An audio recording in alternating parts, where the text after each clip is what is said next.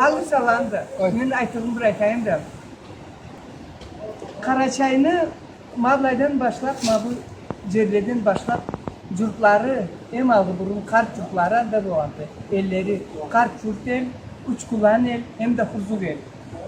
Bu taşlar, bu kartlay kanya köre, tarihe köre, ette min yıllarla bundan alga kökten düşkelde değildi. Kügelleri iş gördükler, Karaçay, küyük kökten ala düşkelde. Niterit değil Rusça. Cerge de kügeller, 3 metre çaplıdır, 4 metre becerde de var demeleri. Bulayı erttiği zamanda taşla bulup atın bala tuğallar. Karaçayını kadav taşıdır, cırlar, kaparlar, kavruklar tuğandılar.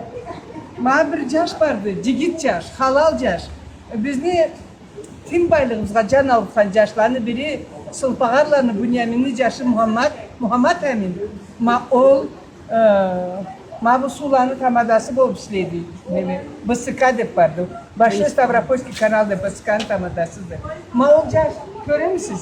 Bunun kesinler çıkasına işletip, karzatını mavlay arıyor edip, millet sonurça, millet körürçe, ol Kerem tübünde töşür, kabrgalarını da arı edip, alayda tepsi de kurak tepsi sarıp, adamlar kayıtlı, kuldaş da taşıp, alay ettirdik. O şeyin saatte, ben de konaklıyım bulayda, alayda bırak taşıp, ben salgamdan çok üzgeme, kulda cihazlarında da barganem. Allah, Muhammed Eminçe caşlarını köp etsin Karaçay'da, Malkar'da, Türk'te. Kerti de bunlar caşla, bolsalar milletimizni fin baylığı milikten milik kengden keng carıp alay kuandırıp turuluktur. Ölümsüzdür. Filimiz de, dinimiz de, milletimiz de.